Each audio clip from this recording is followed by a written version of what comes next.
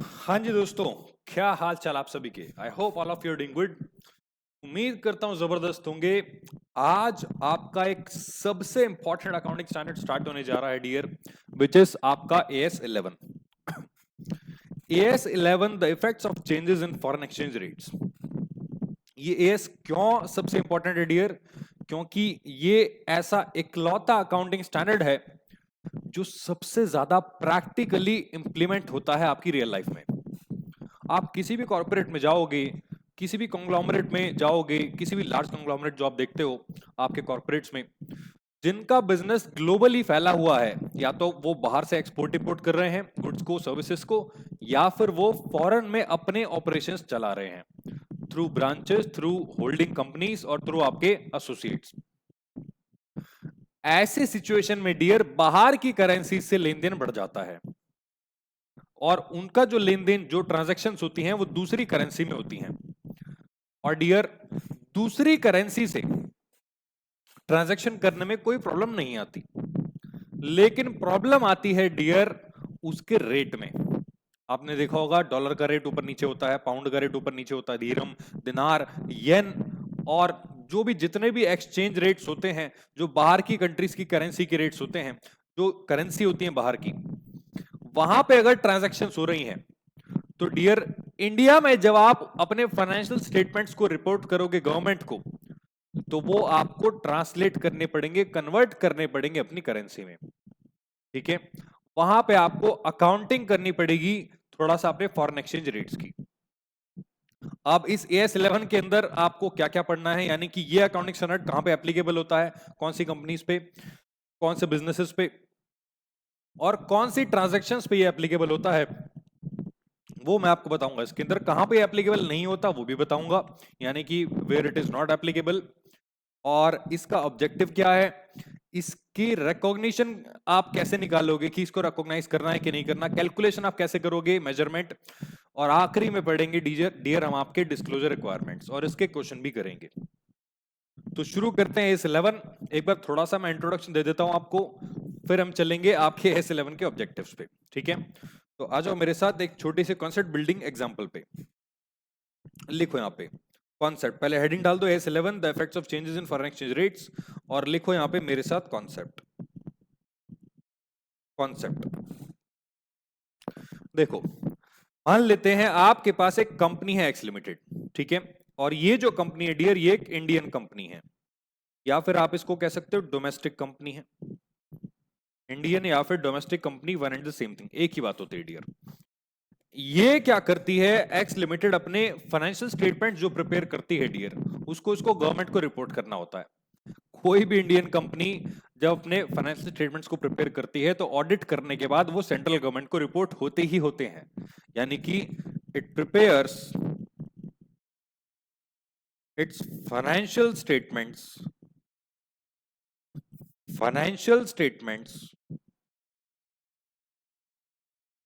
और financial statements में आप जानते हो प्रॉफिट एंड लॉस का स्टेटमेंट आता है, बैलेंस शीट आ सकती है, या फिर कैश फ्लो स्टेटमेंट आ सकता है, और भी दो स्टेटमेंट्स होते हैं, नोट्स टू अकाउंट्स और statement of change in equity, but मैं यहाँ पे मेन स्टेटमेंट्स आपके लिख रहा हूं। ठीक है, ये तीन स्टेटमेंट्स, ये जो फाइनेंशियल स्टेटमेंट्स होते हैं dear, these are these are reported to the government.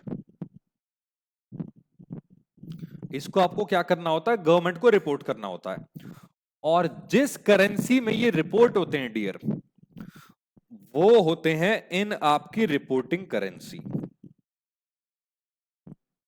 In reporting currency. Sir ये रिपोर्टिंग करेंसी क्या होती है डियर? यहां पे रुपीज आपकी रिपोर्टिंग करेंसी है। भाई आप इंडिया में बैठे हो, इंडिया में करेंसी कौन सी चलती है, रुपीज, उसका साइन क्या है, ये है। तो इसी रुपीज में तो आप दिखाओगे अपने फाइनेंशियल स्टेटमेंट्स को गवर्नमेंट को कि देखो हमने इतने लाखों करोड़ों का प्रॉफिट कमाया, इतने हमारी करोड़ों और अरबों में आपकी सेल्स है, इतना रेवेन्यू है, इतना आपका एक्सपेंस है, बैलेंस शीट में एसेट्स इतनी है, लायबिलिटीज इतनी है। तो डियर जिस करेंसी में आप गवर्नमेंट को रिपोर्टिंग करते हो ऑडिट करने के बाद, वो होती है आपकी रिपोर्टिंग करेंसी।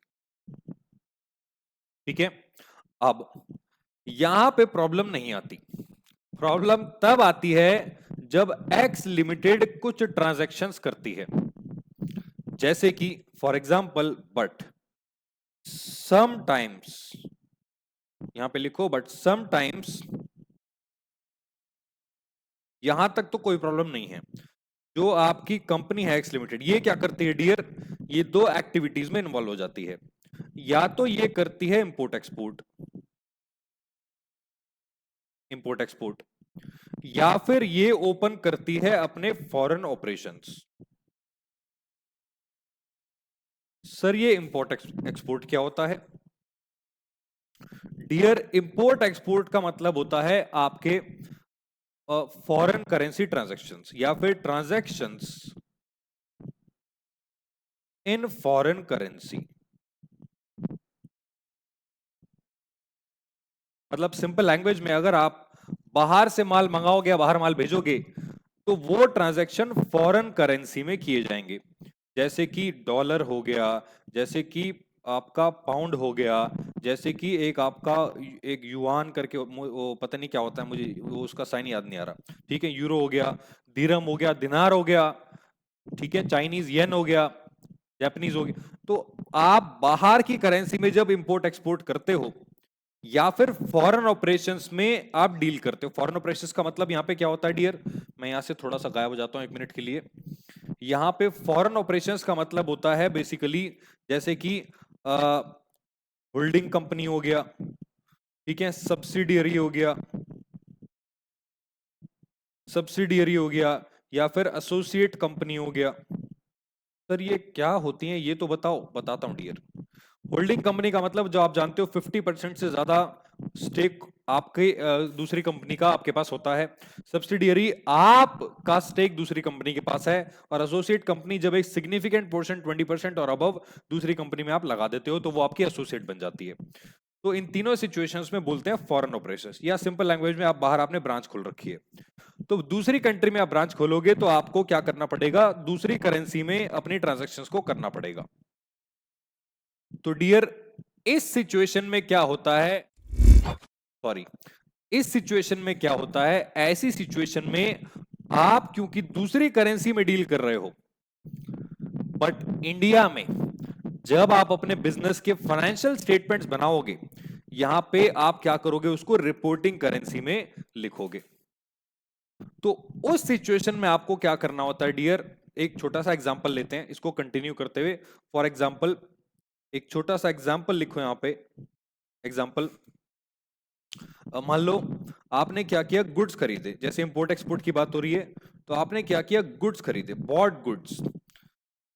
मान लो आपने क्या किया, 500 यूनिट्स खरीदी किसी भी गुड्स की, 500 units at the rate $100 per unit from US.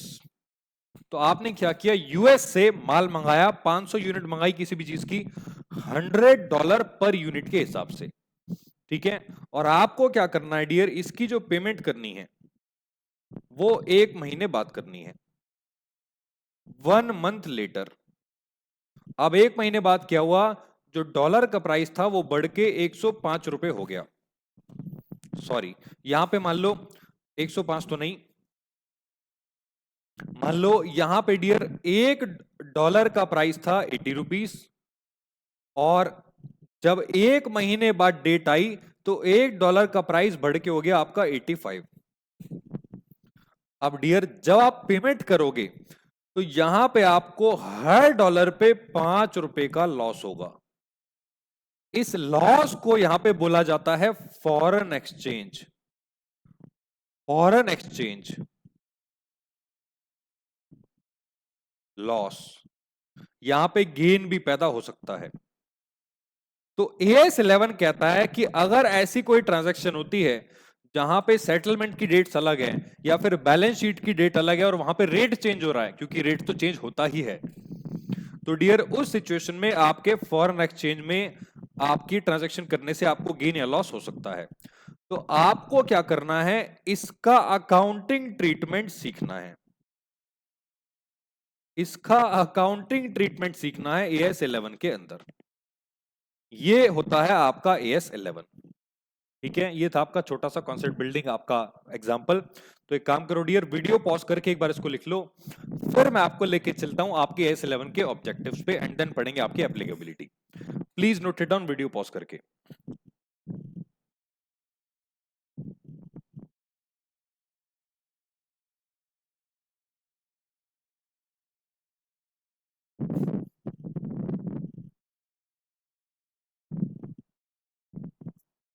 Done.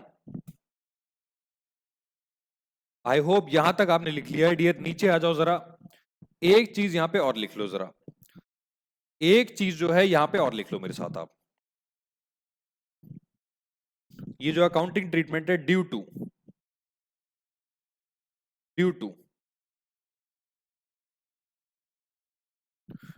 different rates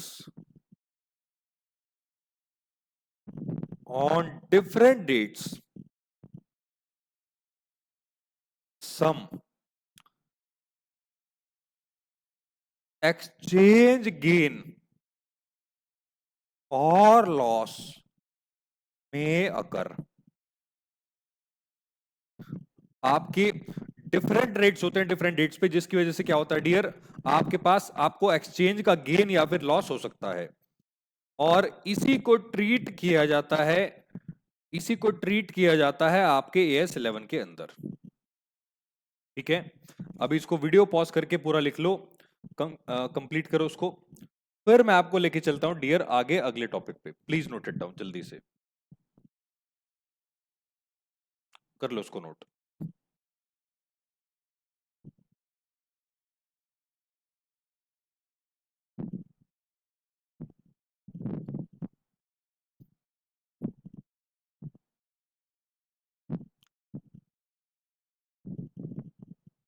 I hope आपने इसको नोट कर लिया है।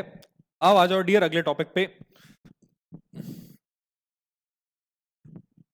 मतलब अगला टॉपिक क्या है, बेसिकली आपका पहला टॉपिक है इस चैप्टर का ऑब्जेक्टिव, कि AS11 क्यों बनाया गया, क्यों आपको ये पढ़ाया जा रहा है। वैसे मैं ऑब्जेक्टिव्स आपको ऑलरेडी बता चुका हूं, सच बता रहा हूं, सच बता चुका हूं। लिखो मेरे साथ यहाँ पे, objectives, objectives of AS11, objectives of AS11। ठीक है, यहां पे डियर ऑब्जेक्टिव्स बेसिकली प्रॉब्लम्स को आपका डिस्क्लोज करता है। सर प्रॉब्लम्स को डिस्क्लोज करता है, यस। यहां पे ऑब्जेक्टिव्स के अंदर वी फेस आपकी टू प्रॉब्लम्स, दो प्रॉब्लम्स हैं जिसका सॉल्यूशन AS11 आपको देता है। ये दो प्रॉब्लम्स डियर कौन कौन सी हैं मैं आपको बताता हूं। पहली प्रॉब्लम लिखो, पहली problem, which exchange rate, which exchange rate must be used to translate foreign exchange transactions, foreign exchange transactions and foreign operations, and foreign operations into reporting currency, into reporting currency। पहली जो problem है वो ये है कि ऊपर मैंने आपको बताया था, या तो कोई भी कंपनी इंपोर्ट एक्सपोर्ट करेगी यानी कि ट्रांजैक्शन करेगी फॉरेन करेंसी में, या फिर वो फॉरेन ऑपरेशंस में डील करेगी। ठीक है, फॉरेन ऑपरेशंस का मतलब आप जानते हो, होल्डिंग सब्सिडी एसोसिएट कंपनीज। तो यहाँ पे चाहे वो इंपोर्ट एक्सपोर्ट करे या फिर वो फॉरेन ऑपरेशंस करे, इन दोनों ट्रांजैक्शंस में आपको क्या करना है, आपको रेट ढूंढना है जो अप्लाई किया जाएगा आपके एज पर AS11, यानी कि कौन सा एक्सचेंज रेट यूज किया जाना चाहिए इसको ट्रांसलेट करने के लिए। जैसे ऊपर $1 का रेट 80 रुपीज भी था, 85 भी था, वो कम भी हो सकता है, 79 भी जा सकता है, डिफरेंट डेट्स पे डिफरेंट रेट्स। तो कौन से रेट से आपको उसका ट्रांसलेशन करना है। ठीक है, बहुत कॉन्सेप्ट बेस्ड होता है, बहुत सिंपल सा है, बट मैं आपको बता दूं पहला ऑब्जेक्टिव आपके इस का यही है कि कौन सा रेट आपको यूज करना है अपनी ट्रांजैक्शन को ट्रांसलेट करने में रिपोर्टिंग करेंसी में। ठीक है, अब दूसरा ऑब्जेक्टिव यहां पे लिखो डियर, दूसरा,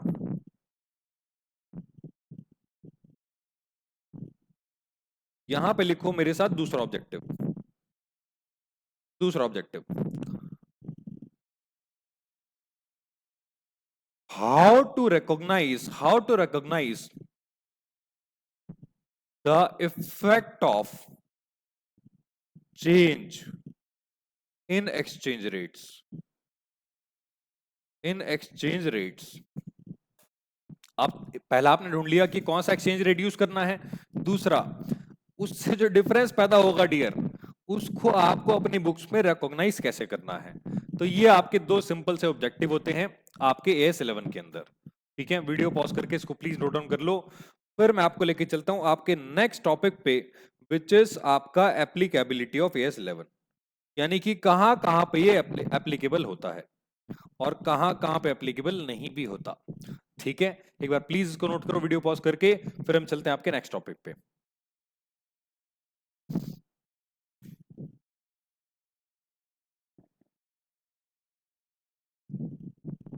डन, लिख लिया आपने? ऑल राइट डियर, मैं आपको 10 सेकंड का ही टाइम देता हूं लिखने का, क्योंकि वीडियो पॉज करके आपको लिखना होता है। आप ये बात भली भांति जानते हो, बहुत बार आप क्लासेस को देख चुके हो। All right dear, I hope आपने इसको लिख लिया है। अब आ जाओ मेरे साथ आपकी एप्लीकेबिलिटी पे। एप्लीकेबिलिटी पे देखो, AS11 जो होता है ना, वो आपकी 3 जगह एप्लीकेबल होता है, 3 जगह। इसमें से यहां पे लिखो, it is applicable, it is applicable या applied in, it is applicable या अप्लाइड इन, 3 जगह। कौन कौन सी? पहली लिखो, पहली, फर्स्ट, पहला accounting for, accounting for transactions in foreign currency.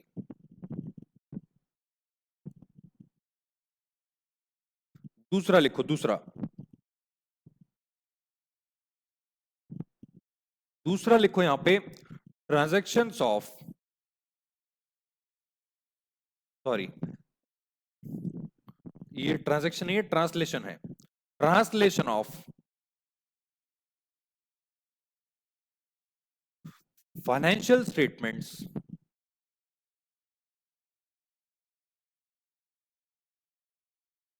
Of foreign operations, foreign operations.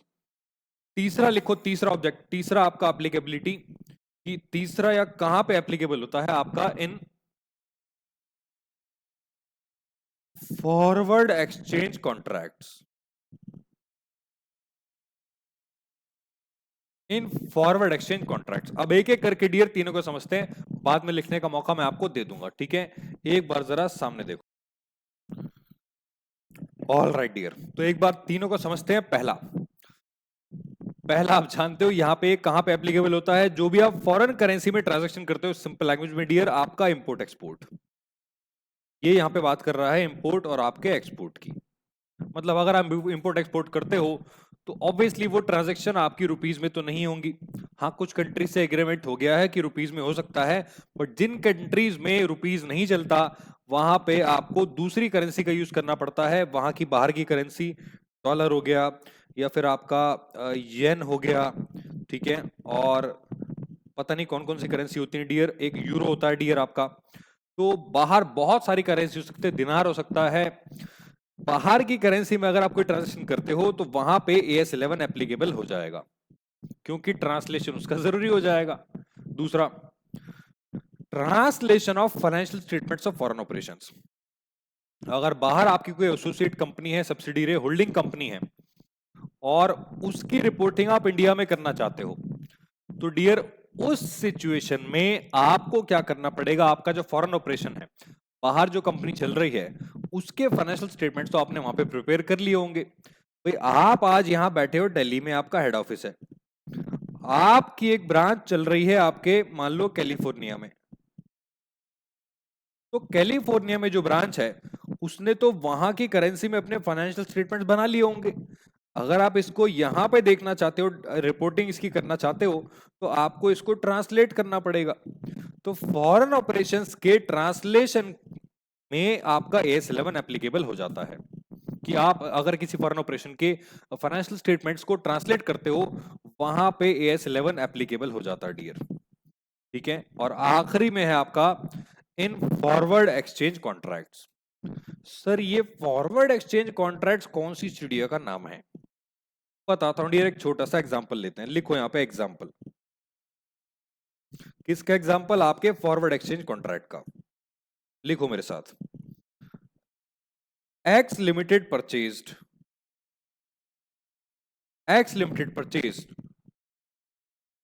goods from MS Mercantile, या फिर आप इसमें MS की जगह आप कुछ भी लिख दो, US Mercantile लिख दो। US Mercantile Limited 500 tons of steel। आपने क्या किया? 500 टन स्टील मंगाया बाहर से, मान लो। ठीक है, 500 टन स्टील। और आपकी जो डेट ऑफ ट्रांजैक्शन थी, डेट ऑफ ट्रांजैक्शन, मान लो आपको एक डेट ऑफ ट्रांजैक्शन दे रखी है 5 मई 2025। ठीक है, 2025। और इस डेट को डियर आपका जो एक्सचेंज रेट था, एक्सचेंज रेट वो आपका 80 रुपीज था। ठीक है, 85 ले लो, चलो 85।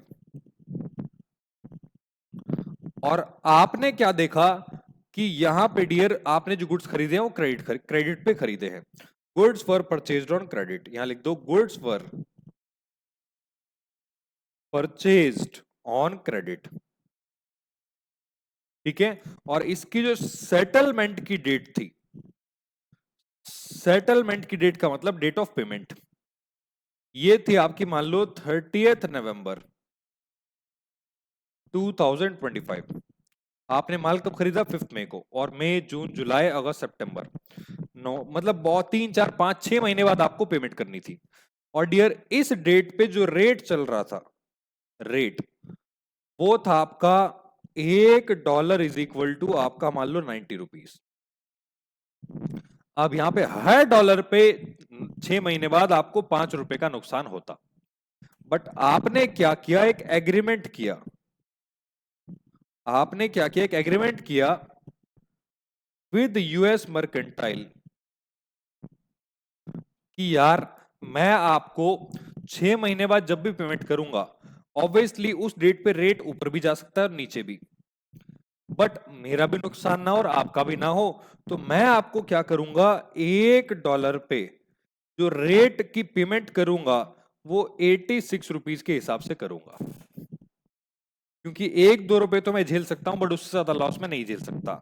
हाँ, अगर नीचे आया तो कोई प्रॉब्लम नहीं है, मैं आपको 86 के हिसाब से ही पे कर दूंगा, आपका नुकसान नहीं होगा। ठीक है भाई, अगर रेट गिर गया तो यहाँ पे आप जानते हो कि 84 में फायदा हो जाएगा, आपको कम पेमेंट करनी पड़ेगी, जबकि आपने जो माल खरीदा था उस डेट पे 85 का रेट था डॉलर का। तो यहाँ पे क्या हो रहा है डियर? आप ऑलरेडी एडवांस में एक रेट फिक्स कर रहे हो कि जो कॉन्ट्रैक्ट आपने साइन किया, फ्यूचर में जब इसकी पेमेंट होगी तो एक फिक्स रेट पे होगी। तो यहां पे मेरे साथ लिखो एक लाइन, हियर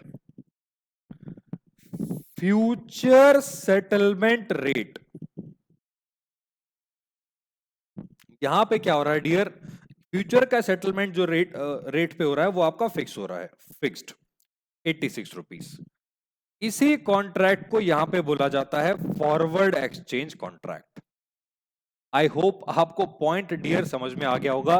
जब रेट आपका फिक्स हो जाता है एक आपके फ्यूचर को लेके कि इस रेट पे पेमेंट होगी, अगर जब भी पेमेंट होगी तो इसी को बोलते हैं forward exchange contract. Exchange contract का मतलब यहाँ पे आप जानते हो, आप एक्सचेंज कर रहे हो, तो यहाँ पे फॉरवर्ड का मतलब होता है आगे जाके जो पेमेंट होगी उसका रेट आज एडवांस में आज आप डिसाइड कर लोगे एग्रीमेंट के तौर पे। इसी को बोलते हैं फॉरवर्ड एक्सचेंज कॉन्ट्रैक्ट। अब एक बार वीडियो पॉज करके इस सिनेरियो को नोट करो, एप्लीकेबिलिटी को, फिर मैं आपको लेके चलता हूं डियर आगे कहां कहां पे AS11 एप्लीकेबल नहीं होता उस पे। Please note it down video pause करके, 10 सेकंड का टाइम है आपके पास।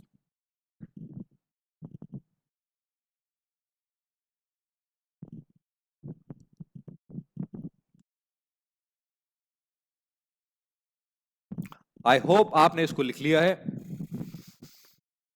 आई होप आपने इसको लिख लिया है। अब आ जाओ डियर मेरे साथ आगे अगले टॉपिक पे। नेक्स्ट टॉपिक है आपका AS11। इसमें लिखो AS11 is not applicable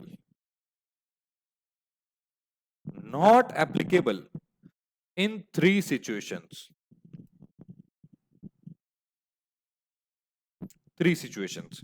जो AS11 है डियर आपका, वो आपकी 3 सिचुएशन में एप्लीकेबल नहीं होता। अब ये 3 सिचुएशन कौन कौन सी हैं, यहां पे लिखो मेरे साथ। पहला लिखो डियर, पहली सिचुएशन, ट्रांसलेशन या फिर कन्वर्जन,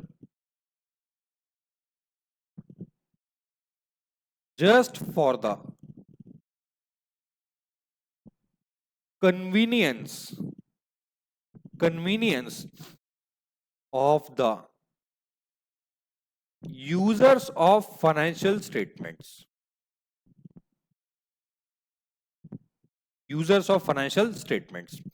दूसरा लिखो, एक्सप्लेन मैं भी आपको कर दूंगा। दूसरा लिखो यहां पे मेरे साथ, दूसरा लिखो, ऑन ट्रांसलेशन ऑफ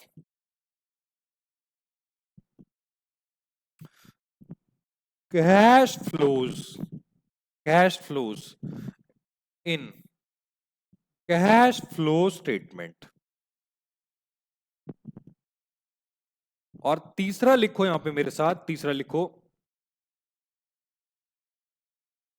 तीसरे में लिखो इंटरेस्ट ऑन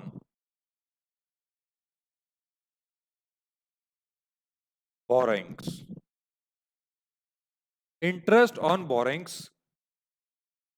बोरोइंग कॉस्ट। अब हम देखते हैं यहां पे 3 चीजों पे एप्लीकेबल क्यों नहीं होता डियर। अब एक बार सामने देखो, लिखना बंद कर दो और सामने देखो बस। देखो सबसे पहले ये 3 जगह जहां पे एप्लीकेबल नहीं होता। पहला, ऐसे ही का मतलब अगर मान लो आप इंडिया में बैठे हो और महाराष्ट्र में आपके पास एक कंपनी है, वहां पे कुछ फॉरेनर्स आपके यहां काम करते हैं, या मान लो इंडियंस ही हैं, वो कह रहे हैं हमें रुपीस में पढ़ना पसंद नहीं, हम तो डॉलर में ही समझेंगे, हमने डॉलर में वो डील साइन की है, बाहर पेमेंट करेंगे डॉलर में ही, हम अपनी बैलेंस शीट को बनाएंगे। क्यों बनाओगे भाई? अरे ऐसे कैसे बना लोगे यार? Just for the convenience of users of financial statements, आप अपने जो वो है फाइनेंशियल स्टेटमेंट्स को आप उसको दूसरी करेंसी में डिनोट नहीं कर सकते, आपको रिपोर्टिंग करेंसी में ही वो लिखने पड़ेंगे। तो यार सिर्फ अपने यूजर्स की कन्वीनियंस के लिए आप अपने फाइनेंशियल स्टेटमेंट्स का ट्रांसलेशन या कन्वर्जन दूसरी करेंसी में नहीं कर सकते। बस सिंपल सा पॉइंट है। कन्वीनियंस का मतलब क्या है? कोई कह रहा है कर दो यार, एक बार इसको डॉलर में कर दो, क्यों कर दे, ऐसे कैसे कर दे? तो जस्ट फॉर द कन्वीनियंस आप उसको नहीं कर सकते। दूसरा पॉइंट, दूसरा और तीसरा पॉइंट जो है डियर मैं आपको बता दूं, ये बहुत खास पॉइंट्स है दोनों। क्यों?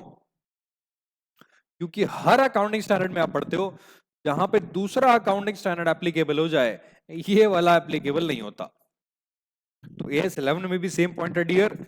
यहां पे आप देखो जो on translation of cash flows, अरे ये क्या हुआ, यहां पे आप लिखो on translation of cash flows in cash flow statement.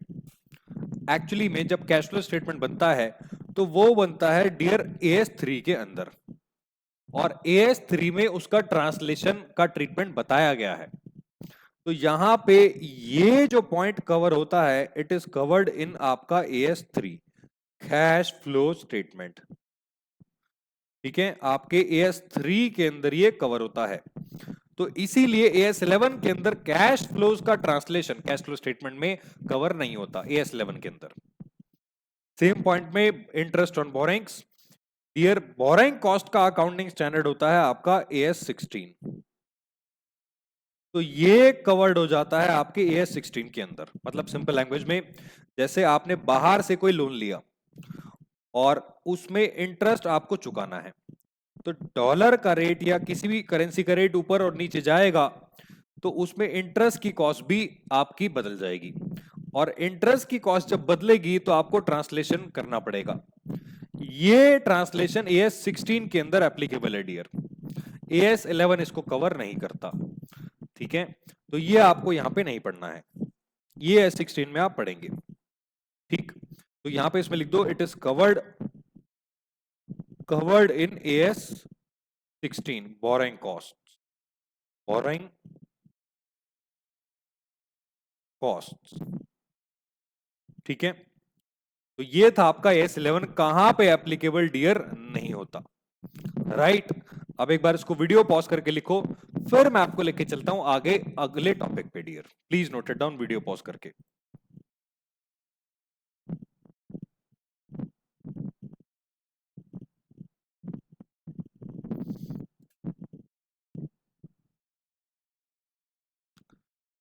All right, I hope आपने इसको नोट कर लिया है। अब आ जाओ डियर मेरे साथ आपके नेक्स्ट टॉपिक पे। तो यहां पे हेडिंग डाल दो, what are foreign currency transactions.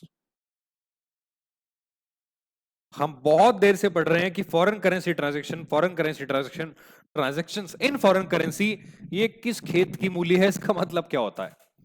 तो डियर काम करो, बुक निकाल लो अपनी और बुक में मेरे नोट्स निकाल लो।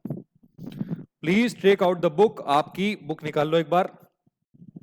What are foreign currency translations या ट्रांजैक्शंस। बट उससे पहले डियर जो भी आपने अभी तक पढ़ा एक बार पढ़ लेते हैं। ऑब्जेक्टिव्स, ऑब्जेक्टिव मैंने आपको बताया था इसके दो होते हैं। पहला ऑब्जेक्टिव आपकी ट्रांजैक्शंस इन फॉरेन करेंसी और फॉरेन ऑपरेशन, इन दोनों में आपको क्या करना है, अपने फाइनेंशियल स्टेटमेंट्स को प्रेजेंट करना है अपनी रिपोर्टिंग करेंसी के अंदर। तो दो तरह की चीजों में आप क्या करते हो, ट्रांसलेशन करते हो। ठीक है, ट्रांसलेशन करते हो। तो यहां पे क्या करना है डियर, उसको आपको एक्सप्रेस करना जरूरी है अपनी एंटरप्राइज की रिपोर्टिंग करेंसी में। ठीक है, एंड जो आपके फाइनेंशियल स्टेटमेंट्स होते हैं फॉरेन ऑपरेशंस के, उसको भी ट्रांसलेट किया जाना चाहिए रिपोर्टिंग करेंसी में। और यहां पे इशू क्या आता है, प्रॉब्लम क्या क्रिएट होती है, प्रॉब्लम क्रिएट होती है डियर, कौन सा रेट डिसाइड करें, और दूसरी प्रॉब्लम उसको रिकॉग्नाइज कैसे करें, उसके फाइनेंशियल इफेक्ट को जो चेंज होता है डियर एक्सचेंज रेट की वजह से अपने फाइनेंशियल स्टेटमेंट्स के अंदर। दो प्रॉब्लम्स मैंने आपको लिखवाई थी सिंपल लैंग्वेज में, आप फ्लो चार्ट के साथ ये नोट्स पढ़ेंगे आपको सारी चीजें समझ में आएंगी। जैसे जैसे फ्लो चार्ट बढ़ेंगे आपके हैंड रिटन नोट्स के, वैसे वैसे ये आपके नोट्स डिजाइंड है उसी वे में। ठीक है, और उसके बाद मैंने आपको बताया था ये आपके कहां कहां पे एप्लीकेबल होता है, तीन जगह पे ये एप्लीकेबल होता है। पहला फॉरेन करेंसी ट्रांजैक्शन में, दूसरा translation of financial statement of foreign operation में, और तीसरा आपके फॉरवर्ड एक्सचेंज कॉन्ट्रैक्ट्स में। ठीक, और तीन जगह ये एप्लीकेबल नहीं होता। कहां कहां पे डियर, एक तो ये रहा, just for the convenience of users familiar with that currency, अपने सिर्फ कन्वीनियंस के लिए। और दूसरा, ये स्टैंडर्ड डील नहीं करता कैश फ्लो स्टेटमेंट की प्रेजेंटेशन को, जो कि AS3 में कवर होती है। और तीसरा जो AS16 बोरिंग कॉस्ट है डियर, वो भी ये कवर नहीं करता। तो सिंपल लैंग्वेज में आपको सारी चीजें लिखवा चुका हूं। उसके बाद अब आते हैं फाइनली आपके टॉपिक पे, यानी कि what are foreign currency transactions, यानी कि फॉरेन करेंसी ट्रांजैक्शन आपके लिए होती क्या है। तो देखते हैं डियर फॉरेन करेंसी ट्रांजैक्शन का मतलब क्या होता है। देखो, ट्रांजैक्शंस व्हिच आर डिनोमिनेटेड और स्पेसिफाइड, लेबल्ड या फिर टाइटल्ड, ऐसी ट्रांजैक्शन जो डियर स्पेसिफाइड का मतलब होता है जो दिखाई जाती हैं, शो होती हैं या फिर लेबल की जाती हैं इन अ फॉरेन करेंसी।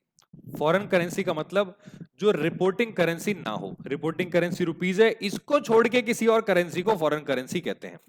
तो अगर आप कोई ट्रांजैक्शन दूसरी करेंसी में कर रहे हो, डिनोमिनेट कर रहे हो, तो उसको बोला जाएगा फॉरेन करेंसी ट्रांजैक्शन, या फिर that require settlement in a foreign currency are called foreign currency transactions. भाई या तो ऐसी कोई ट्रांजैक्शन जो फॉरेन करेंसी में आपने की है, या जिसका सेटलमेंट फॉरेन करेंसी में हो रहा है। भाई डायरेक्ट ट्रांजैक्शन का मतलब हैंड टू हैंड पेमेंट हो गई, करी ही आपने डॉलर में पेमेंट है, या फिर उसका सेटलमेंट बाद में हो रहा है, यानी कि आप क्रेडिट परचेज क्रेडिट सेल्स के हिसाब से पेमेंट सेटलमेंट बाद में कर रहे हो किसी दूसरी करेंसी में, ना कि रिपोर्टिंग करेंसी में। बस उसी ट्रांजैक्शन को बोलते हैं आपका फॉरेन करेंसी ट्रांजैक्शंस। तो एग्जांपल यहां पे गिवन है dear, buying and selling of goods and services priced in a foreign currency, acquisition और डिस्पोजल ऑफ फिक्स्ड एसेट्स, आप जानते हो एसेट्स और लायबिलिटीज को, आप फिक्स्ड एसेट्स को बाय और सेल करना, इनकर्स और settles liabilities denominated in foreign currency, liability को इनकर करना और उसको डिस्चार्ज करना, लैंडिंग और बोरिंग, लोन लेना और प्रोवाइड करना, ठीक, in a foreign currency, unperformed forward exchange contracts, तो यहां पे आगे ऐसे फॉरवर्ड एक्सचेंज कॉन्ट्रैक्ट जो अभी तक परफॉर्म नहीं हुए। ये फॉरवर्ड एक्सचेंज कॉन्ट्रैक्ट क्या होता है ये मैं आपको ऑलरेडी बता चुका हूं, ठीक है। तो ये था आपका फॉरेन करेंसी ट्रांजैक्शंस। अब डियर मेरे साथ लिखो पहले अगला टॉपिक, उसके बाद हम चलेंगे आपकी इन डेफिनेशंस पे, ठीक है। तो एक बार यहां पे एक काम करो, हेडिंग डाल दो मेरे साथ, ये हमने ऑलरेडी पढ़ लिया है, what are foreign currency transactions. ऐसी कोई भी ट्रांजैक्शन जो किसी फॉरेन करेंसी में होती है, रिपोर्टिंग करेंसी में नहीं। अब यहां पे हेडिंग डाल दो basics of AS11, basics of AS11। AS11 के बेसिक्स में आपको क्या क्या पढ़ना है डियर, ठीक है। बेसिकली आपको यहां पे डेफिनेशंस ही पढ़नी है, पहले आपको पढ़नी है डेफिनेशंस, और डेफिनेशंस के अंदर आपको क्या क्या पढ़ना है, लिस्ट के अंदर लिखो, पहला टाइप्स ऑफ करेंसीज, कितने टाइप्स की करेंसीज होती हैं। दूसरा टाइप्स ऑफ रेट्स, ठीक है, आपके रेट कितने टाइप के होते हैं। करेंसी का मतलब जैसे कि रुपीज हो गया या दूसरी करेंसी हो गई, एक अपनी करेंसी होती है, एक बाहर की करेंसी, अपनी करेंसी को रिपोर्टिंग करेंसी कहते हैं और दूसरी करेंसी को अदर करेंसी कहते हैं, ठीक। दूसरा हो गया टाइप्स ऑफ रेट्स, अलग अलग तरीके के रेट होते हैं डेट और सेटलमेंट के हिसाब से, ये हम पढ़ेंगे रेट्स के अंदर, ठीक। अब इसके बाद लिखो types of foreign currency transactions, foreign currency transactions, जो ट्रांजैक्शन होती है फॉरेन करेंसी में वो भी डिफरेंट टाइप्स की हो सकती है, कैसे होती है वो आगे देखेंगे। आखिरी में लिखो आपका टाइप्स ऑफ फॉरेन ऑपरेशंस, ठीक है, फॉरेन ऑपरेशंस, और उसके बाद आपका सम अदर इंपॉर्टेंट टर्म्स, कुछ और इंपॉर्टेंट टर्म्स जो आपको सीखनी है इस चैप्टर के अंदर। तो एक बार डियर वीडियो पॉज करो और इसको लिखो, फिर मैं आपको लिखवाता हूं आपके दो टाइप्स के आइटम्स, उसके बाद हम चलेंगे आपके टाइप्स ऑफ करेंसीज पे, ठीक है। Please note it down video pause करके।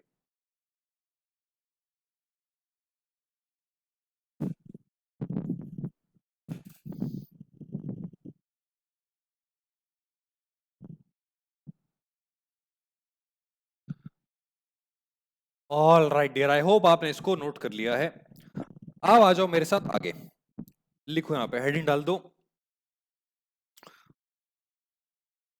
Points to be noted. Basically दो ही पॉइंट्स मुझे बताने हैं, वो एक ही पॉइंट है बस, उसके दो पार्ट्स होते हैं। देखो आपको इस चैप्टर के अंदर ना दो टाइप्स के आइटम्स मिलेंगे, आइटम्स, आइटम्स का मतलब यहां पे एसेट्स और लायबिलिटीज से है डियर, ठीक है। आइटम्स का मतलब मैं यहां पे क्या कह रहा हूं, एसेट्स और लायबिलिटीज, एसेट्स और आपकी लायबिलिटीज, ठीक। तो ये आइटम्स डियर होते हैं आपके दो टाइप्स के। यहां पे आप लिखो पहला आइटम, पहले टाइप का आइटम, पहला होता है आपका मॉनिटरी आइटम्स, और दूसरा जो आइटम होता है इसमें लिखो, दूसरा आइटम इसमें लिखो नॉन मॉनिटरी आइटम्स।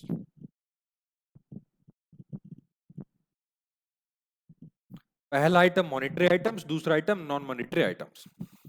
अब ये मॉनिटरी क्या होता है, नॉन मॉनिटरी क्या होता है, देखो सिंपल लैंग्वेज में, यहां पे मॉनेटरी टर्म का मतलब है जहां पे कैश का इन्वॉल्वमेंट हो रहा है फ्यूचर में या अभी, ठीक, मतलब बेसिकली फ्यूचर में।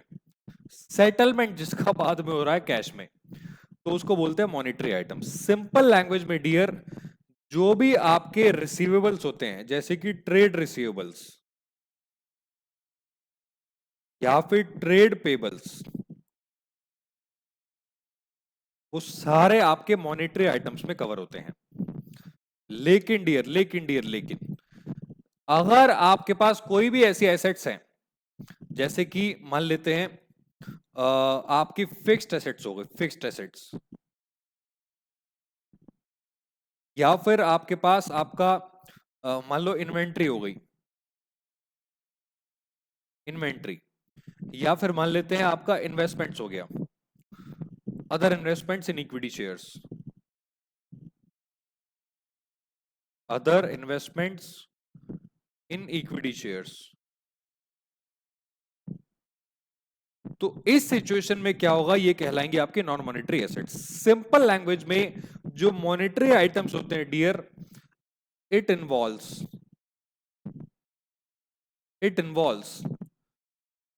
कैश इन फ्यूचर और एट प्रेजेंट। भाई ट्रेड पेबल्स है, हो सकता है आज आपको पेमेंट करनी पड़ जाए या फ्यूचर में करनी तो पड़ेगी ही। तो जहां पे डियर कैश का इन्वॉल्वमेंट है, क्रेडिट ट्रांजैक्शन, हर ट्रांजैक्शन जिसका सेटलमेंट बाद में हो रहा है, यानी कि जहां पे सेटलमेंट लेटर है, उसको बोलते हैं आपका मॉनेटरी आइटम्स। ठीक, इसके अंदर वैसे कैश भी आता है डियर, मॉनेटरी आइटम्स में कैश भी आता है। और यहां पे डियर ये क्या होती हैं, इसमें जो भी आपकी फिक्स्ड एसेट्स कवर होती हैं, इन्वेंट्री होती है या फिर आपकी इन्वेस्टमेंट्स होती हैं, ये आपकी नॉन मॉनेटरी आइटम्स में आती हैं। ठीक है, जो आपकी फिक्स्ड होती हैं। तो ये होते हैं आपके दो टाइप्स के आइटम। अब ये आइटम्स मैंने डिफरेंशिएट क्यों किए, क्योंकि डियर इन दोनों आइटम्स पे अलग अलग रेट्स अप्लाई हो सकते हैं। ठीक है, ऐसा क्यों मैं आपको बताऊंगा थोड़ी देर बाद। तो एक काम करो, वीडियो पॉज करो, फिर हम चलते हैं डियर आगे। Please note it down.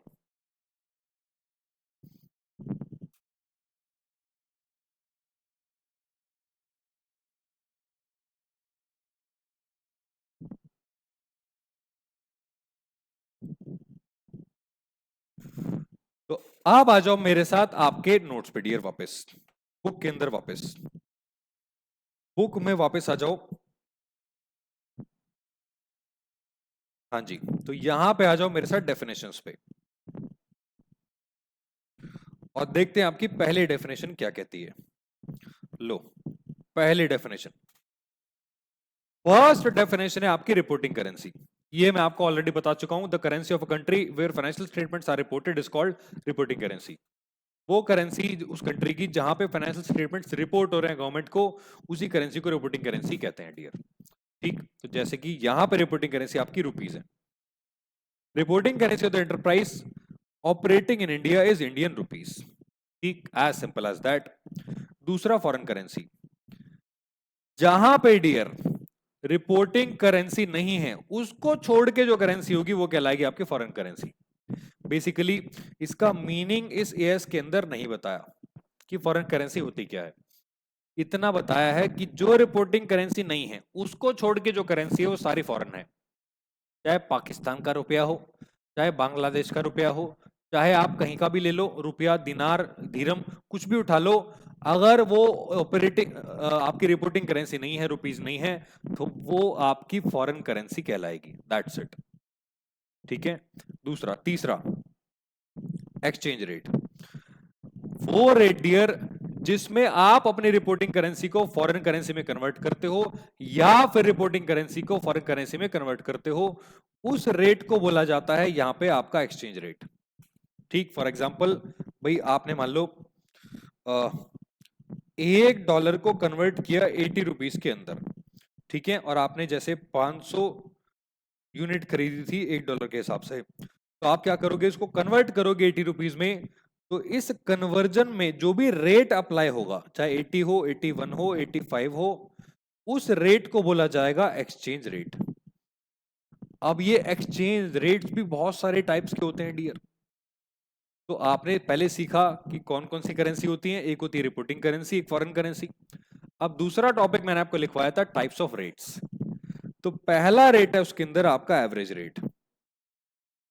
ठीक, यहां पे डियर क्या होता है, जैसे मान लो एक हफ्ते की ट्रांजैक्शन है, मंडे से लेके आपके फ्राइडे या फिर सैटरडे तक, या फिर आप फोर्टनाइट ले लो, 2 हफ्ते ले लो। इस बीच में जो भी रेट चल रहे होंगे डियर, इन दोनों, जैसे 85 रेट था और 86 रेट था, इन दोनों का आपने क्या किया, एवरेज ले लिया। तो एवरेज निकल के आया 85.5। इसी रेट को एवरेज रेट यहां पे कहा जाता है। ठीक है सर, क्या एवरेज रेट कहीं पे यूज होता है? हाँ डियर, कुछ जगह पे एवरेज रेट का यूज किया जा सकता है, किया जा सकता है। ठीक है, कैसे करना है वो बाद में देखेंगे। तो यहां पे डियर एवरेज रेट का यूज करने के लिए आपको क्या करना है, कुछ ड्यूरेशन आप ले सकते हो, वीकली, मंथली, फोर्टनाइटली, उसका आप एवरेज निकाल लो, मीन निकाल लो, उसको बोलते हैं आपका एवरेज रेट। ठीक, ये था आपका पहले टाइप का रेट। अब आ जाओ आपका दूसरा रेट डियर। दूसरा रेट है फॉरवर्ड रेट। Forward rate. अब डियर फॉरवर्ड रेट को सीखने के लिए यहां पे डियर एक छोटा सा एग्जांपल लेते हैं।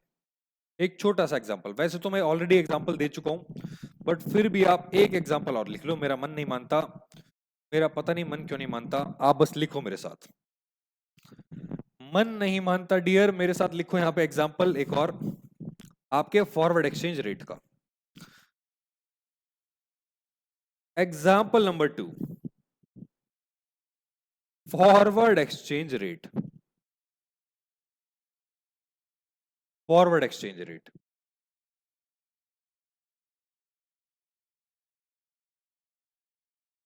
अब डियर रेट काट के काम करो, इसको कॉन्ट्रैक्ट कर दो, फॉरवर्ड एक्सचेंज कॉन्ट्रैक्ट। इसको यहां पे कर दो फॉरवर्ड एक्सचेंज कॉन्ट्रैक्ट। ठीक है, रेट तो मैं आपको ऑलरेडी बता चुका हूं, जो आपका आगे रेट मतलब फिक्स हो जाता है उसको फॉरवर्ड एक्सचेंज रेट कहते हैं। लेकिन मुझे आपको फॉरवर्ड एक्सचेंज रेट नहीं बताना, कॉन्ट्रैक्ट बताना है। राइट, कॉन्ट्रैक्ट क्यों बताना है डियर, ये अकाउंटिंग में आपके काम आएगा। एडवांस में बता रहा हूं, अभी फिर से मैं इस एग्जांपल को रिपीट करूंगा, बट रिपीट करने का पर्पस ये होगा कि आपको याद दिलाना ये मैंने आपको क्यों बताया था। ठीक है, रीजन है, लिखो यहां पे मेरे साथ, लिखो। बेसिकली ये जो फॉरवर्ड एक्सचेंज कॉन्ट्रैक्ट होते हैं ना डियर, ये स्टॉक मार्केट में होते हैं, स्टॉक मार्केट में। और एक वहां पे एक टेक्निकल टर्म यूज होती है फाइनेंशियल मैनेजमेंट की, जिसको बोलते हैं डियर हेजिंग। हेजिंग, हेजिंग का मतलब बेसिकली होता है मैनेजिंग फ्यूचर रिस्क। का क्या मतलब होता है, managing future risk, future risk. ठीक है, तो लिखो यहां पे एग्जांपल। मान लेते हैं बॉट। आपने क्या खरीदा, आपने यहां पे लिया मान लो shares of X limited at ₹10 each. ठीक है, आपने हर शेयर 10 रुपए में यहां पे आपने खरीदा। ठीक है, और 3 महीने बाद क्या हुआ, आफ्टर 3 मंथ्स, आफ्टर 3 मंथ्स जो प्राइस था आपका वो बढ़ के हो गया, प्राइस इंक्रीज्ड टू रुपीज आपका 20। अब आपने 10 रुपए में खरीदा, 20 रुपए का शेयर हो गया, तो यहां तो आपको प्रॉफिट हो जाएगा। लेकिन डियर, बट अगर प्राइस गिर के, इफ प्राइस फॉल्स बिलो ₹10, भाई आपने 10 रुपए का शेयर खरीदा, 20 का बेच दोगे, प्रॉफिट होगा। लेकिन डियर प्राइस 10 रुपए से गिर जाएगा, 10 रुपए से भी नीचे गिर जाएगा, तो उस केस में आपके पास एक लॉस पैदा होगा। Loss will incurred, loss will be incurred. अब इस रिस्क को मैनेज करने के लिए डियर, इस फ्यूचर लॉस को मैनेज करने के लिए, ठीक है, मैनेज करने के लिए किया जाता है रिस्क मैनेजमेंट। रिस्क मैनेजमेंट क्यों किया जाता है बताता हूं कैसे किया जाता है। वहां पे डियर स्टॉक मार्केट में, अब आज के टाइम तो एप्लीकेशंस आ गई हैं, तो एप्स के अंदर एक ऑप्शन होता है, उनमें एक ऑप्शन होता है ऑटोमेटिक सेलिंग का। कि अगर इतना प्राइस शेयर का हुआ तो ऑटोमेटिकली शेयर आपका बिक जाएगा, आपके अकाउंट में पैसे आ जाएंगे ट्रेडिंग अकाउंट के अंदर। तो यहां पे डियर मान लो प्राइस आपका 18 हो गया, फॉर एग्जाम्पल आपने प्राइस तय कर दिया 18 रुपी, फिक्स कर दिया कि अगर इतना प्राइस हुआ तो ये शेयर ऑटोमेटिकली सेल हो जाएगा, ऑटोमेटिकली सेल हो जाएगा। या फिर प्राइस आपका 10 रुपए से गिर के 9 रुपए या 8 रुपए रह गया और ये भी आपने फिक्स कर दिया, तो भी आपका शेयर ऑटोमेटिकली सेल हो जाएगा। तो डियर इस टाइप के रिस्क मैनेजमेंट को बोला जाता है फॉरवर्ड एक्सचेंज आपका कॉन्ट्रैक्ट्स। ठीक है, यहां पे लिखो मेरे साथ ब्रैकेट में, आपका इसको बोला जाता है रिस्क मैनेजमेंट।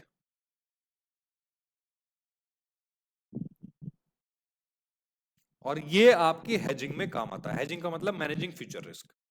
ठीक है, ये एग्जांपल डियर मैं आपको दोबारा दूंगा, बट अभी क्यों दिया है वो आपको पता लग जाएगा थोड़ी देर में। Please note it down, video pause करके लिखो इसको, फिर हम चलते हैं वापस नोट्स पे।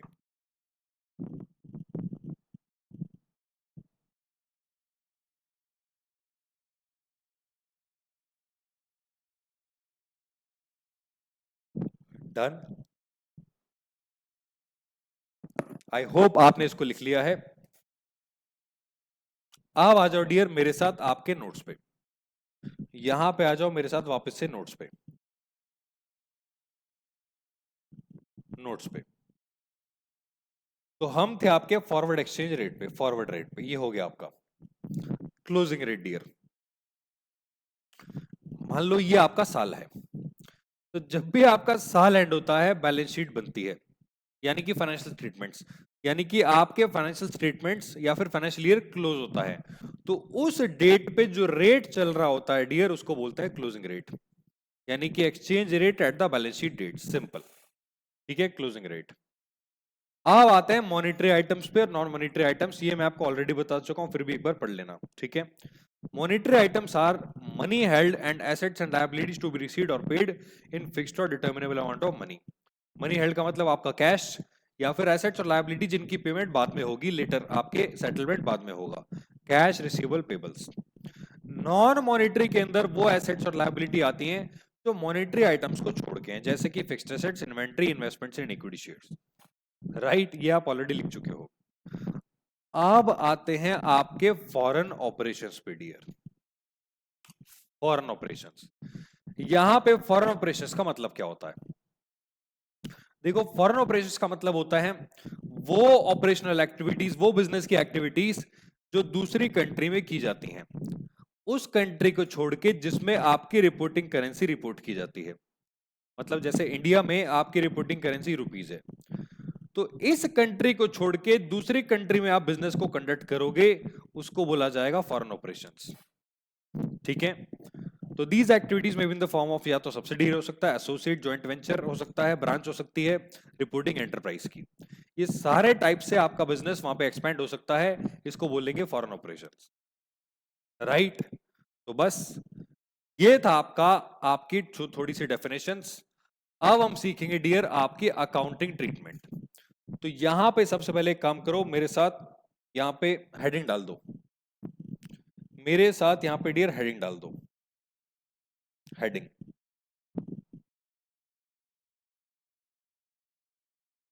हेडिंग डालो, एक heading.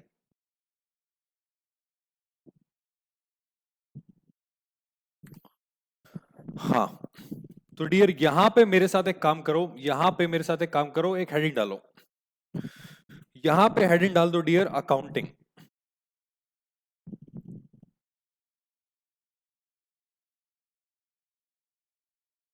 Accounting treatment classification.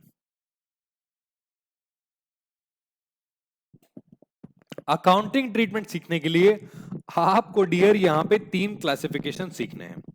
Sir 3 classification कौन से हैं? डियर क्लासिफिकेशन का मतलब कैटेगरी होता है।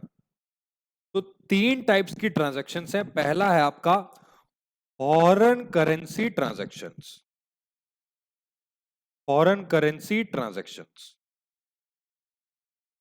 ठीक है, दूसरा है आपका फॉरेन ऑपरेशंस। भाई ये तो ट्रांजैक्शन होगी जो आप बाहर की करेंसी में करते हो, और दूसरा हो गया आपके फॉरेन ऑपरेशंस। ठीक है। और तीसरी कैटेगरी हो गई आपकी यहां पे फॉरवर्ड कॉन्ट्रैक्ट्स। Forward contracts. और डियर यहां पे ये जो तीन कैटेगरी आपको दी है, इन तीनों कैटेगरीज पे डिपेंड करेगा कि कौन सा अकाउंटिंग ट्रीटमेंट आपको सीखना है। तो सबसे पहले काम करो, यहां पे लिखो कैटेगरी 1, फिर से हेडिंग डाल दो category 1, foreign currency transactions. Foreign currency transactions, ठीक। अब यहां पे आपको क्या सीखना है डियर, यहां पे आपको सीखना है 4 ट्रीटमेंट्स। देखो, भले ही आपको कैटेगरी ज्यादा लग रही हो, बट मैं आपको बता दूं सिंपल सा ट्रीटमेंट है। एक तो वो सीखना है कि जिस डेट पे ट्रांजैक्शन हुई वहां क्या करना है, पहली बार रिकॉग्निशन कैसे करना है आपको फॉरेन करेंसी ट्रांजैक्शन का, उसके बाद बैलेंस शीट की डेट पे क्या करना है, उसके बाद कंटिजेंट लायबिलिटी का ट्रीटमेंट, और आखिरी में आएगा आपका अगर एक्सचेंज डिफरेंस निकल के आ रहा है तो उसका ट्रीटमेंट आपको क्या करना है। तो इसके अंदर लिखो पहला आइटम डियर, पहला आइटम इसके अंदर लिखो ए, आपका initial recognition, initial recognition of foreign currency transaction। दूसरा इसमें आपको सीखना है valuation at balance sheet date. Balance sheet की डेट पे आपको वैल्यूएशन कैसे करना है। तीसरा, अगर कोई कंटिजेंट लायबिलिटी है तो उसका ट्रीटमेंट क्या होगा।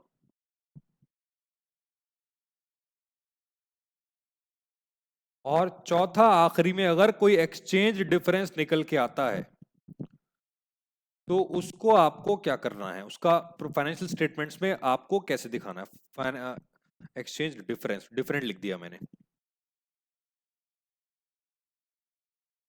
अब डियर इसी के नीचे मैं कंटिन्यू करने वाला हूं, पहले एक काम करो, वीडियो पॉज करके इसको नोट कर लो प्लीज।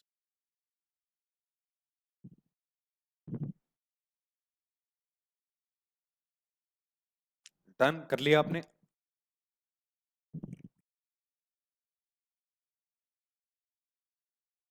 All right. देखो, जो पहली कैटेगरी इनिशियल रिकॉग्निशन का मतलब क्या होता है बताता हूं डियर। मान लो ये आपका एक साल दे रखा है, आपने क्या किया, 25 जून को गुड्स खरीदे कनाडा से, ठीक है, कुछ गुड्स खरीदे और डॉलर का रेट उस टाइम मान लो $1 65 रुपीस का था, ठीक। आप चाहे यहां गुड्स खरीदो, चाहे यहां कुछ भी खरीदो, आप कुछ भी खरीदो, कोई सी भी ट्रांजैक्शन करो, आपको क्या करना है, जिस डेट पे ट्रांजैक्शन हुई पहली बार उसी रेट पे आपको उसको रिकॉर्ड करना है। चाहे आप मॉनेटरी आइटम खरीदो, चाहे आप नॉन मॉनेटरी आइटम इनकर करो, आप कोई सा भी आइटम ले लो, उसका इनिशियल रिकॉग्निशन कैसे होगा, डेट ऑफ ट्रांजैक्शन वाले रेट पे। मतलब सिंपल लैंग्वेज में यहां पे यूज किया जाएगा आपका वो रेट जो ट्रांजैक्शन की डेट पे था डियर। तो यहां लिखो rate at the date of transaction. आपको वो रेट यूज करना है जिस डेट पे ट्रांजैक्शन हुई, दैट्स इट। भाई जिस डेट पे आपने गुड्स खरीदे, फिक्स्ड एसेट्स खरीदी, बैंक से लोन लिया, कुछ भी आपने किया, जिस डेट पे आपने ट्रांजैक्शन करी है, इनिशियल रिकॉग्निशन उसका उसी रेट पे होगा जिस डेट पे वो ट्रांजैक्शन हुई थी, ठीक है। अब आते हैं dear valuation at balance sheet date पे। यहां आपको क्या करना है, यहां आपको वैल्यूएशन बैलेंस शीट की डेट पे करने के लिए ये चेक करना पड़ेगा कि वो मॉनिटरी आइटम है या फिर नॉन मॉनिटरी। मैंने आपको बताया था मॉनिटरी नॉन मॉनिटरी डिपेंड करता है एसेट्स या लायबिलिटीज। तो डियर जो मॉनिटरी आइटम्स होते हैं, मॉनिटरी आइटम्स वो होते हैं जिनसे आपको कैश लेना है या जिनको आपको कैश पे करना है, ठीक है। तो इनका जो ट्रीटमेंट होता है वो उस रेट से होता है जो बैलेंस शीट की डेट पे होते हैं, यानी कि at the closing rate. Closing rate, closing rate का मतलब बैलेंस शीट की डेट पे जो आपका रेट होगा। फॉर एग्जांपल मान लो आपने क्या किया, 25 जून को गुड्स परचेज किए क्रेडिट पे, ठीक है, और यहां पे $1 का रेट था 65। अब जब साल खत्म हुआ तो यहां आप अपने क्रेडिटर्स की वैल्यू निकाल के दिखाओगे बैलेंस शीट में। वो वैल्यू कैसे निकलेगी? वो वैल्यू निकलेगी डियर, मान लो आपका बैलेंस शीट की डेट पे रेट चल रहा है $1.67, तो 67 के हिसाब से हम अपने क्रेडिटर्स को दिखाएंगे। सर ये जो ₹2 का डिफरेंस आ रहा है इसका क्या होगा? डियर इसी को बोलते हैं एक्सचेंज डिफरेंस, जो आपका आखिरी टॉपिक है। इसको हम क्या करते हैं, प्रॉफिट एंड लॉस में डाल देते हैं आपके एक्सचेंज डिफरेंट को, चाहे वो प्रॉफिट हो चाहे वो लॉस हो, ठीक है। तो ये ₹2 का एक्सचेंज डिफरेंस आ रहा है, राइट। ये था आपका मॉनिटरी आइटम। अब आते हैं आपके नॉन मॉनिटरी आइटम पे। पहले मैं कंटिंजेंट लायबिलिटी बता दूं डियर, ये भी आपके क्लोजिंग रेट पे ही दिखाए जाते हैं। क्लोजिंग रेट यानी कि बैलेंस शीट की डेट पे जो रेट चल रहा होगा उस रेट पे आपकी कंटिजेंट लायबिलिटी दिखाई दी जाएंगी। कंटिजेंट लायबिलिटी क्या होती है आप जानते हो, जो लायबिलिटीज अभी पैदा नहीं हुई हैं लेकिन प्रोबेबल है कि इनकर हो सकती हैं, पे करना पड़ सकता है अमाउंट, प्रोबेबल है, राइट, प्रिसाइज नहीं है, प्रोबेबल है, यानी कि पॉसिबिलिटी बन सकती है पे करे भी या फिर नहीं भी। अब आते हैं आपके नॉन मॉनिटरी आइटम्स पे। नॉन मॉनिटरी में आप जानते हो आपकी फिक्स्ड एसेट्स आती है और आपकी इन्वेस्टमेंट्स आती हैं डियर, और आपकी इन्वेंट्री भी आती है, इन्वेंट्री। अब ऐसे आइटम्स को आपको कैसे शो करना है डियर, वो डिपेंड करेगा कि ये आइटम कैसे दिखाए जाते हैं। सर क्या मतलब? इसमें से डियर वो items which are shown at historical cost. Historical cost हमने बचपन में पढ़ा था, जो आपकी फिक्स्ड एसेट्स होती हैं डियर वो आपकी हिस्टोरिकल कॉस्ट पे दिखाई जाती हैं। भाई आपने मान लो इस डेट पे फिक्स्ड एसेट्स खरीदी, तो जिस डेट पे वो रेट चल रहा होगा उसी रेट पे फिक्स्ड एसेट्स को दिखाते रहेंगे, उसमें कोई एक्सचेंज डिफरेंस पैदा नहीं होगा। एक बार एसेट खरीद ली उसी रेट पे उसको दिखाते रहेंगे डियर, इसमें कोई भी आपको बैलेंस शीट का रेट यूज नहीं करना है फिक्स्ड एसेट्स के केस में, यानी कि वो एसेट्स जो हिस्टोरिकल कॉस्ट पे शो होती हैं जैसे कि फिक्स्ड एसेट। अब आते हैं डियर उन एसेट्स पे जो फेयर वैल्यू पे शो होती हैं, एसेट्स या फिर आइटम्स विच आर शोन, मैं यहां से थोड़ा सा गायब हो जाता हूं, which are shown at fair value. Fair value पे, फेयर वैल्यू का मतलब है डियर जिसकी वैल्यू बदल जाती है, चेंज हो जाती है, जैसे कि आपकी इन्वेंट्रीज और आपकी लॉन्ग टर्म इन्वेस्टमेंट्स, ठीक है। यहां पे इन्वेस्टमेंट्स का मतलब लॉन्ग टर्म है, शॉर्ट टर्म आपकी मॉनिटरी में आ जाएंगी क्योंकि वो कैश के बराबर होती हैं। अब इन्वेंट्री और इन्वेस्टमेंट्स फेयर वैल्यू का मतलब क्या है, इसकी time to time dear fair value निकाली जाती है, जो कि आपको यहां निकालना नहीं बताया जाता इस अकाउंटिंग स्टैंडर्ड के अंदर। तो ऐसे में क्या करना होता है, जिस डेट पे आपने फेयर वैल्यू निकाली, date on which fair value is calculated, उस डेट पे जो रेट चल रहा होगा डियर उस रेट पे इसको दिखा दिया जाएगा। फॉर एग्जांपल आपने कभी भी एसेट खरीदी बेची उससे मतलब नहीं है, मान लो आपने साल के बीच में 31 दिसंबर को फेयर वैल्यू निकाल ली आपकी इन्वेंट्री की, तो इसी डेट पे जो रेट चल रहा होगा डियर उस रेट को यहां पे हम ले लेंगे इसके ट्रांसलेशन के लिए, यानी कि बैलेंस शीट में दिखाने के लिए, राइट। तो ये था आपका non monetary item. Contingent liability में बता चुका हूं, और exchange difference profit and loss में चला जाएगा। एक्सचेंज डिफरेंस आपका प्रॉफिट लॉस में चला जाएगा डियर, ठीक है। तो एक बार फिर से चारों आइटम एक बार बता देता हूं मैं, आपको कंफ्यूजन ना हो, कि आप जो भी फॉरेन करेंसी ट्रांजैक्शन दिखाओगे उसमें सबसे पहले क्या दिखाओगे, इनिशियल रिकॉग्निशन, यानी कि जिस डेट पे आपने ट्रांजैक्शन की होगी उसी डेट पे वो रेट आपको ले लेना है। और बैलेंस शीट की डेट पे क्या करोगे, आइटम्स को डिवाइड करोगे मॉनेटरी नॉन मॉनेटरी में। मॉनेटरी वाले दिखाए जाएंगे बैलेंस शीट की डेट पे जो रेट चल रहा होगा उस पे, और नॉन मॉनेटरी में हिस्टोरिकल कॉस्ट वाले आपके इनिशियल रिकॉग्निशन वाले पॉइंट पे, इनिशियल रिकॉग्निशन वाले रेट पे, क्योंकि जिस डेट पे आपने फिक्स्ड एसेट खरीदी उसी डेट पे आपने इसको रिकॉग्नाइज कर लिया होगा, तो इनिशियल रिकॉग्निशन वाले रेट पे। और जो फेयर वैल्यू जिनकी निकाली जाती है उनको आपको दिखाना है जिस डेट पे फेयर वैल्यू आपने निकाली उस रेट पे, उस डेट पे जो रेट चल रहा होगा उस पे। कंटिजेंट लायबिलिटी अगेन आपके क्लोजिंग रेट पे, और बाकी एक्सचेंज डिफरेंट ट्रांसफर हो जाएगा आपके प्रॉफिट एंड लॉस में। तो एक बार वीडियो पॉज करके डियर इसको प्लीज एक बार नोट कर लो, ठीक है। यहां तक आपने नोट कर लिया था अकाउंटिंग ट्रीटमेंट तक, एक बार कैटेगरी 1 से नोट करो उसको।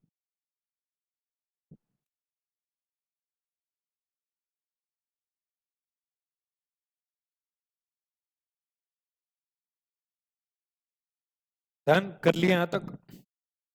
अब डियर इसमें वैल्यूएशन ऑफ बैलेंस शीट की डेट पे आ जाओ, इसको नोट करो।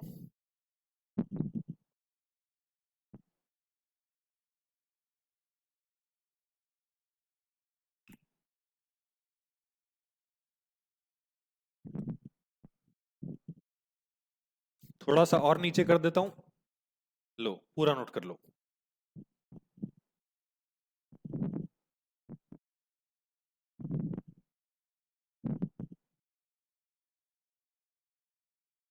All right dear, I hope आपने इसको नोट कर लिया है। अब आ जाओ आखिरी टॉपिक पे डियर। मैंने आपको बताया था कि यहां पे डियर आपके 3 कैटेगरी में डिवाइड हो रहा है अकाउंटिंग ट्रीटमेंट। दूसरा आपका फॉरेन ऑपरेशंस, यहां पे जो दूसरा फॉरेन ऑपरेशंस होता है डियर, दूसरी कैटेगरी लिखो कैटेगरी 2।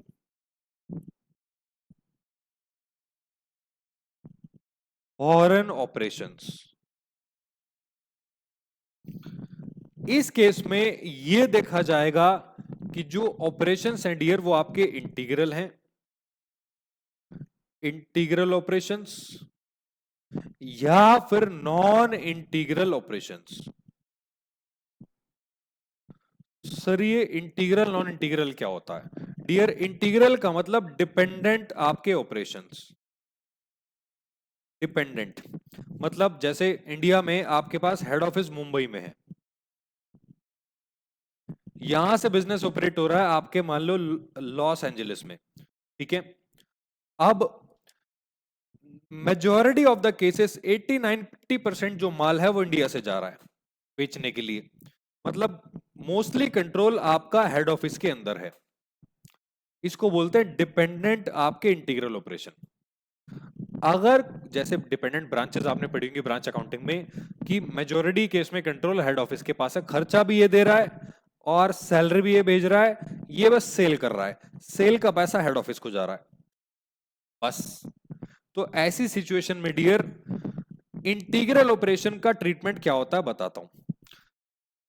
इसका ट्रीटमेंट सेम ट्रीटमेंट होता है जो आपका रिपोर्टिंग करेंसी का ट्रीटमेंट होता है, जो रिपोर्टिंग कंट्री में होता है। क्या मतलब बताता हूं dear,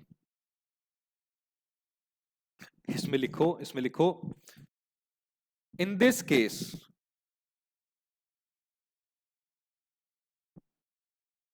it is assumed that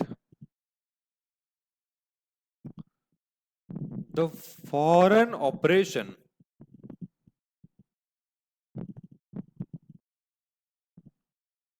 is operating in the country of reporting currency.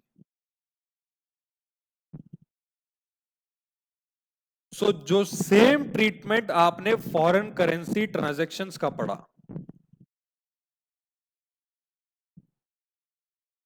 आपकी कैटेगरी 1 में वही ट्रीटमेंट आपके फॉरेन ऑपरेशंस का हो जाएगा इंटीग्रल ऑपरेशन होने पे। ठीक है, नॉन इंटीग्रल ऑपरेशन में क्या होता है बताता हूं डियर। इसमें मेजॉरिटी केस में non integral operation independent branch को कहते हैं। अब हो क्या रहा है कि यहां पे जो फाइनेंशियल स्टेटमेंट्स प्रिपेयर हो रहे हैं वो तो बाहर ही प्रिपेयर हो रहे हैं भाई। जब मेजॉरिटी काम बाहर हो रहा है डियर, बाहर, बस हाँ कुछ पैसा हेड ऑफिस से लेन देन हो रही होगी रुपीस के अंदर, बट बाकी ट्रांजैक्शन आपकी सारी बाहर हो रही होंगी, तो इसके फाइनेंशियल स्टेटमेंट्स डियर ऑलरेडी बाहर प्रिपेयर हो जाएंगे। ऐसी सिचुएशन में क्या होगा, या तो इंडिपेंडेंट आपके नॉन इंटीग्रल को इंटीग्रल में कन्वर्ट होना पड़ेगा, नहीं हुआ तो फाइनेंशियल स्टेटमेंट्स का सिर्फ ट्रांसलेशन होगा,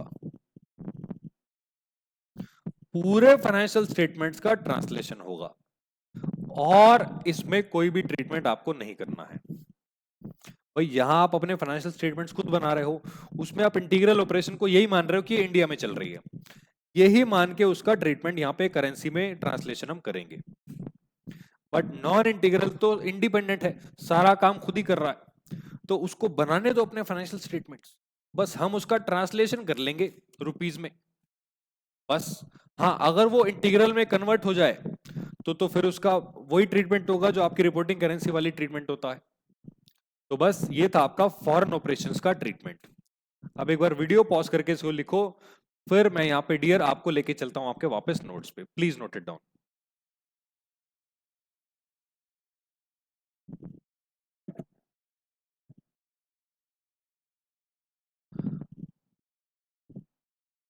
ऑल राइट, आई होप आपने इसको लिख लिया है डियर। डन। अब एक बार आ जाओ आखिरी में आपके नोट्स पे, जो भी हमने पढ़ा एक बार उसको रिवाइज कर लेते हैं। सर रिवाइज कर लेते हैं, यस। अरे नोट्स के थ्रू यार, नोट्स के थ्रू। ये देखो, ये देखो, क्लासिफिकेशन फॉर अकाउंटिंग ट्रीटमेंट। सबसे पहले आपने क्या पढ़ा था, क्लासिफिकेशन। तो क्लासिफिकेशन में क्या है आपका पहला पॉइंट, 3 कैटेगरी में डियर ये डिवाइड होता है क्लासिफिकेशन। पहला आपका फॉरेन करेंसी ट्रांजैक्शन, जिसमें आप बाइंग एंड सेलिंग करते हो गुड्स की, लेंडिंग बोरोइंग फॉरेन करेंसी में, या फिर फिक्स्ड एसेट्स को खरीदते बेचते हो फॉरेन करेंसी में। दूसरे होते हैं फॉरेन ऑपरेशन, जैसे कि branch, associate, joint venture, subsidiary. तीसरे होते हैं फॉरवर्ड एक्सचेंज कॉन्ट्रैक्ट्स, जिसमें रिस्क होता है, हेजिंग होता है, ट्रेडिंग स्पेकुलेशन होता है। अब डियर फॉरेन ऑपरेशन के ट्रीटमेंट के लिए 2 पार्ट्स में डिवाइड होता है, इंटीग्रल, नॉन इंटीग्रल। ये भी मैंने आपको लिखवा दिया है। तो यहां पे सबसे पहले कैटेगरी का देखते हैं, कैटेगरी 1 का अकाउंटिंग ट्रीटमेंट। इसके अंदर 4 ट्रीटमेंट आपको सीखने हैं। पहला इनिशियल रिकॉग्निशन, दूसरा valuation at the balance sheet date, तीसरा कंटिंजेंट लायबिलिटीज, चौथा accounting treatment of exchange difference. बता मैं आपको चारों ही चुका हूं, ठीक है, लेकिन एक बार फिर से देख लेते हैं आपने क्या सीखा था। इनिशियल रिकॉग्निशन, देखो यहां पे वो एक्सचेंज रेट अप्लाई होगा जो डेट ऑफ ट्रांजैक्शन पे था।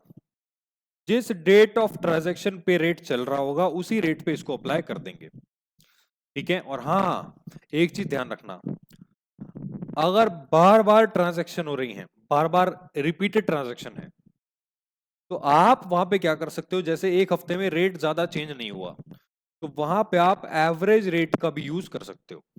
भाई अगर हफ्ते में आपकी बहुत ज्यादा सेल हो रही है और रोज रेट 10, 20, 50 पैसे चेंज हो रहा है, ज्यादा चेंज नहीं है, तो आप वहां पे एक हफ्ते का या एक महीने का एवरेज रेट भी यूज कर सकते हो सारी ट्रांजैक्शन को रिकॉर्ड करने का।